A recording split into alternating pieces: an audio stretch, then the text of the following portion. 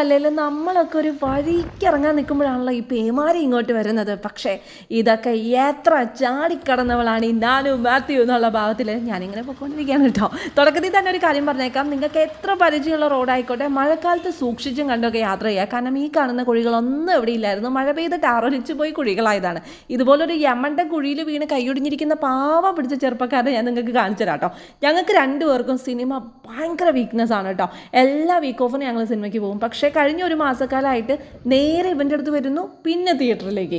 എന്തോ ഭാഗ്യത്തിന് ഞങ്ങൾ ഈ ദിവസം ടിക്കറ്റ് എടുത്തില്ല. ആ ആശ്ചര്യമാണ് നിങ്ങൾ ഇപ്പം വരുന്ന വഴിയിൽ എന്തോ എൻ്റെ കവളിൽ വന്ന് ഒട്ടിപ്പിടിച്ചിരുന്നു കേട്ടോ. അപ്പം പിന്നെ അത് ഒപ്പിയെടുത്ത് നമ്മൾ നേരെ പയ്യൻസിൻ്റെ അടുത്തേക്ക് പോവാണ്. അങ്ങനെ നമ്മൾ ആ പാവം പിടിച്ച ചെറുപ്പക്കാരൻ്റെ വീട്ടിലേക്ക് എത്തിയിരിക്കുകയാണ്. പയ്യൻസിൻ്റെ ബർത്ത്ഡേയും കൂടിയാണ് കേട്ടോ.